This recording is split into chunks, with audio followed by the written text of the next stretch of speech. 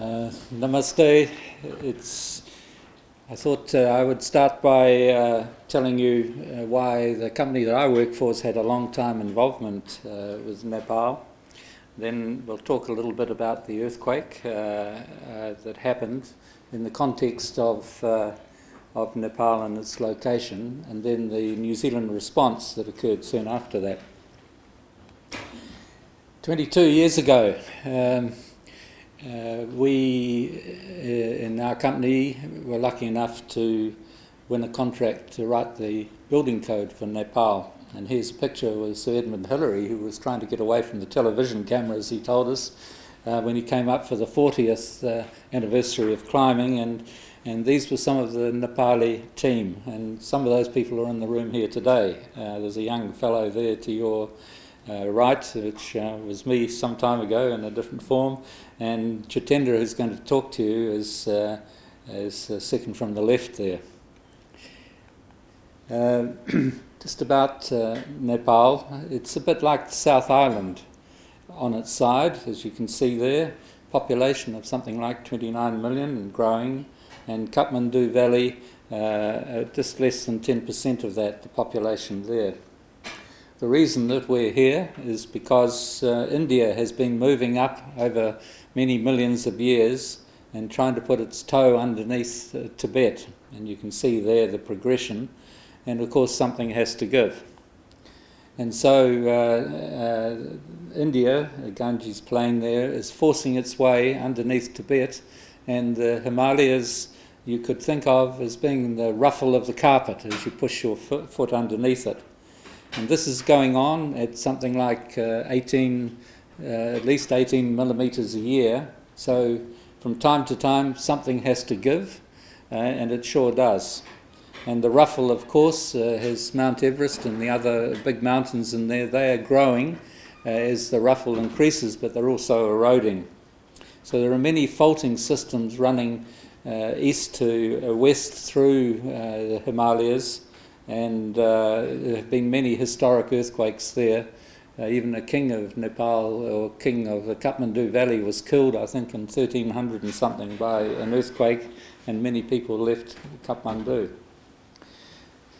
So just an aerial view of the central part of Nepal, and if you look right in the centre, you'll see Kathmandu Valley. So it's not in the highest part, and it's not in the low part of Nepal, which is contiguous with India. But it is a big valley, and it was once a lake bed, and that is of particular significance. You can see that it has very few means of getting in there by road, and I guess many of you here have already been there. As you fly in today, if you haven't been there for a while, you'll be very surprised. This is on final coming in from the south, up the valley, about to land at the airport, and you'll see there many multi-storey buildings that certainly weren't there 22 years ago, I can tell you. And there are many more on the way, and to the south of the ring road, there are a huge number of these. Get a bit closer and you start to see the type of buildings that make up Kathmandu, the city. This is looking across the central part of the city, and you can see that they are essentially big piles of bricks held together in some cases by a little bit of reinforced concrete. And here's another one, as you'll know, if you've been there from Swayambhu looking back towards the south. It's a big city. So what happened on 25th of April? Well, luckily people have been taking some very good measurements of the movement of this area in earthquakes, and that piece, which includes Kathmandu in the centre, lurched to the south by nearly 2 metres on April the 25th and rose as well. Then there were lots of aftershocks from that earthquake, and then you can see that on the 12th of May, which was the second day that we were there in my group, a second earthquake occurred. So they're really on either side of that slab that I showed you before. This is Roger Billam, who's from Boulder, Colorado, who who for more than 20 years has been doing GPS measurements and measuring this. And at the moment there are GPS stations that are recording every 5 times a second what is going on. And here are some from 2 instruments in the Kathmandu Valley which show displacement with time over about a minute. You can see the lurch. We've got 2 directions and a vertical direction on each of them in 2 different locations. In the top location it sort of just went like that. In the bottom one, which probably reflects that the station will be on the bowl of jelly on that is the infilled old lake, it wobbled around for a long time. And you can see those wobbles there, the red and the blue on the bottom one. There's something like a 4 or 5 second period from backwards and forwards. So how do you characterise this? You'll see that I'm concentrating on Kathmandu, the city, rather than in the epicentral regions. The place where the energy started from in both earthquakes was 70 or 80 kilometres away, so we're seeing what happens as those waves die out with distance.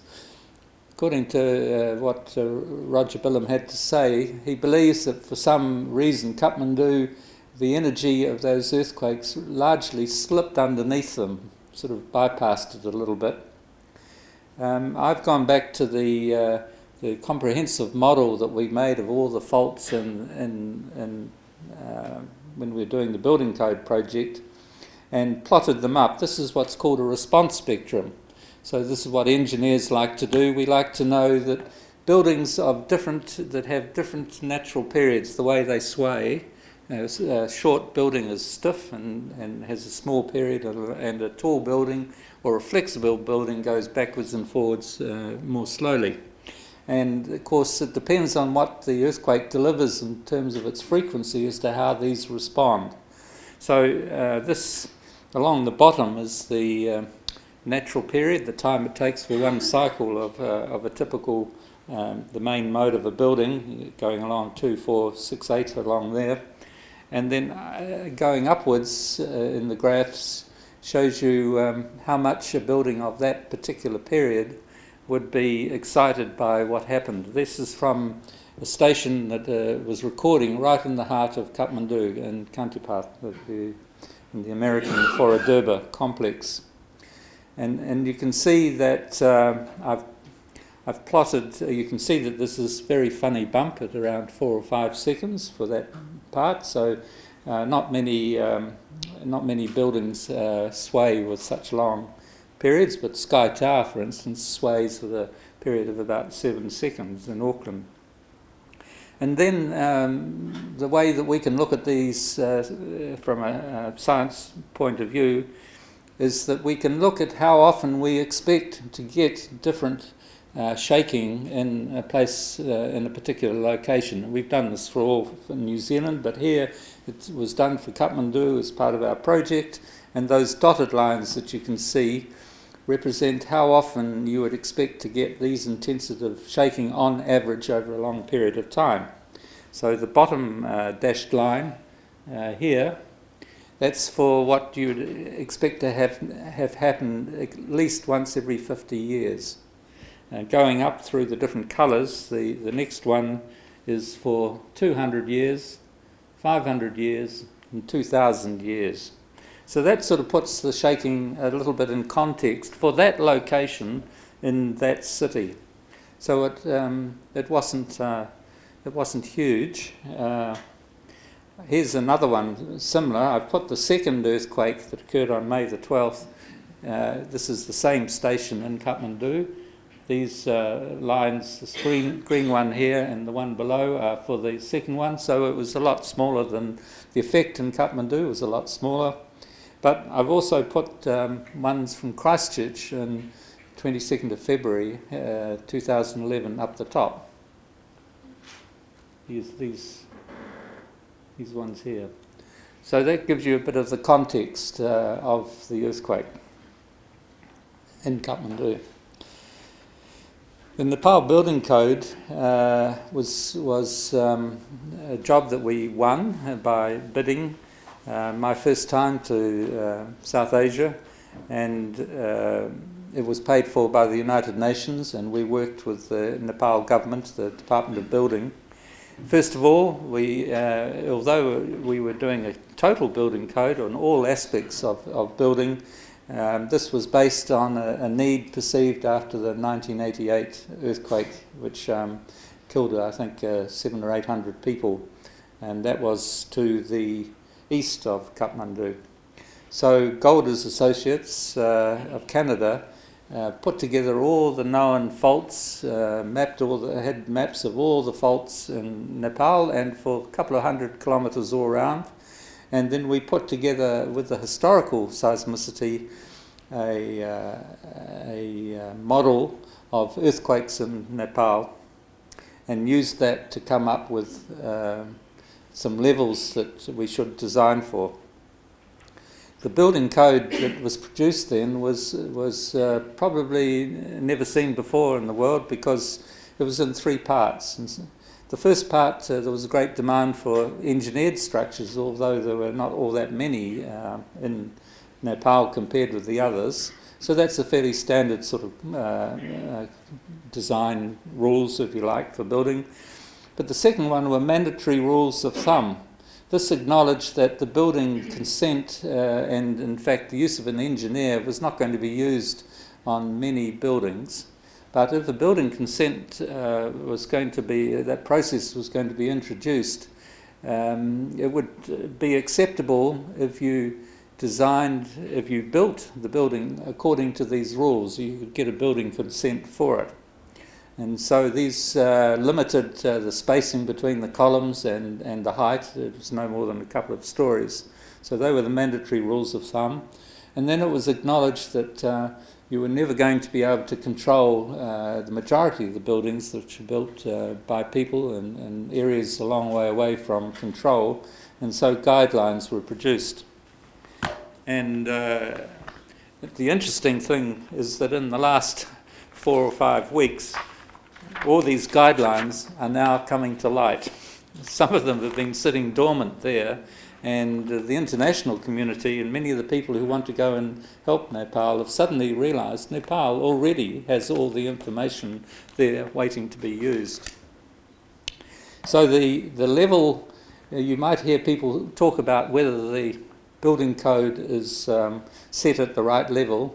It's something that's not understood even by a lot of engineers, how building codes are set.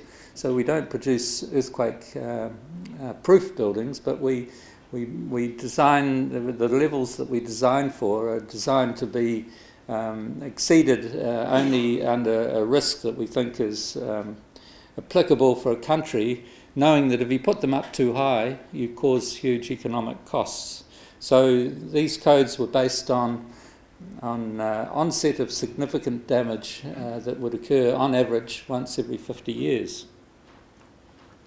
Here's just a little bit of proof that we did lots of these types of things to underpin the building code. And we came up with a seismic zoning. So that means that these factors, depending on where you lived, you would build the buildings a little bit more strongly, so that you even out the risk right across the country. And you can see that to the west of Kathmandu, the West Nepal in the centre has even a higher hazard than Kathmandu. And Roger Billam was telling us when we were over there, he has great concerns that there's a lot of locked up stress to the west, and that if all that stress was to go at once, there would be an earthquake more like the ones that you hear about in Chile, with magnitudes in the high 8s, even 9. He also reckons that there is I might have said before, 2 metres of compression in the hills behind Kathmandu waiting to be released. We can just hope that it doesn't all get released at once. For the engineers, this is a curve showing vertically is when you push something and you're trying to break it, the force is in the vertical direction, and horizontally is the displacement, so you think of something pushing it over. In fact, it doesn't stay uniform. As it starts to break up, that curve falls over.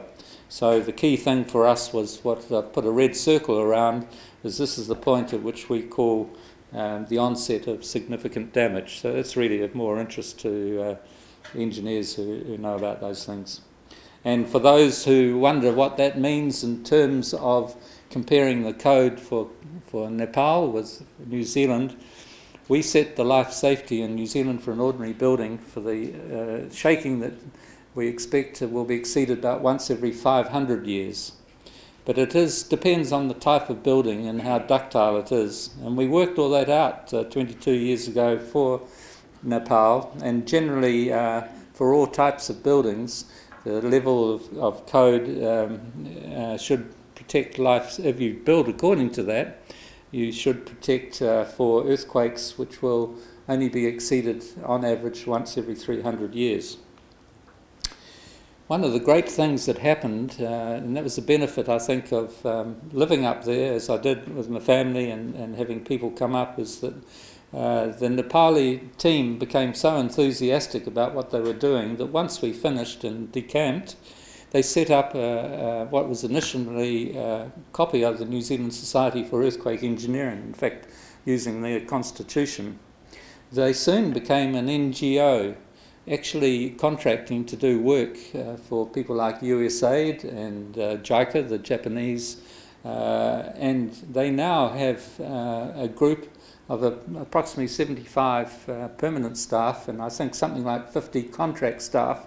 They've been doing, through all the turmoil in Nepal, the sorts of things in the education and showing people how to strengthen buildings that you might have expected a government to do. I sort of think on my deathbed they will be the legacy. These people have really done marvellous things, and here's a little example. I understand that they interacted with a lot of the medical profession in Kathmandu and have spoken about what they might do in disaster management. But here, for an engineer, this was in the teaching hospital in the cardiology building. Something that we're trying to do here in New Zealand has been done there, and actually there, and that is the trolley, which would fly around in a decent earthquake and destroy everything on it. It's got little chains holding it to the wall, and that's something that we do promote here in New Zealand. So that's their signature there. Here's an interesting one in New Road in Kathmandu. New Road, because that was a road that was created after the 1934 earthquake, which devastated Kathmandu. There are some promulgation of rules for doing reinforced concrete up on the Lamppost. And what was a wonderful experience for my family living up there. My three little daughters there, they all gone on. The youngest was inspired to be a doctor by all the missionary doctors that she interacted with there, and the other two have become architects, which I always think is a soft form of engineering in some way. So, thank you, Tony. The New Zealand response, as soon as the earthquake occurred, the New Zealand government, the Ministry of Foreign Affairs, was keen to help. And you will know that they immediately assigned, I think it was $1 million to various aid agencies, including the Red Cross. But they got in touch with me very early on the Sunday, and they were looking to see what they knew about the history of New Zealand's involvement from an earthquake point of view, and they were looking to see what they could do. They sent up an officer to help the Honorary consul up there and started moving around the government, and they came back with a request for 3 senior engineers to go and help with building assessments up there. Unfortunately, they didn't think that their largesse could extend to paying us to do that, but they did pay us our airfares, and so some of us volunteered to go, or in fact our companies volunteered to pay for us while we were there. So in our company, we thought we better blood in. We have a take a mate project. We're meant to take a young guy to a meeting so that they understand what really goes on. We took a 4-year graduate up there at a day's notice to experience it so that he might be able to do things like that in the end. And we met some of our advisors up there. I think some of you will know where you find those at Pashupatanath. New Zealand's very lucky to have a very active honorary consul in Nepal, Lisa Toogle, who's lived there for more than 20 years and married to a Tibetan Nepali. And she knows, it would appear, everybody in Kathmandu and most of Nepal, and she was very good in making things happen for us, and she has a lovely house there too. Some of the accommodation, of course, people are very scared, and those of you who have family there will know that. Even in the hotel that we were in, as though the hotel was undamaged, they had many tents out on the lawns for people who were suffering from aftershocks.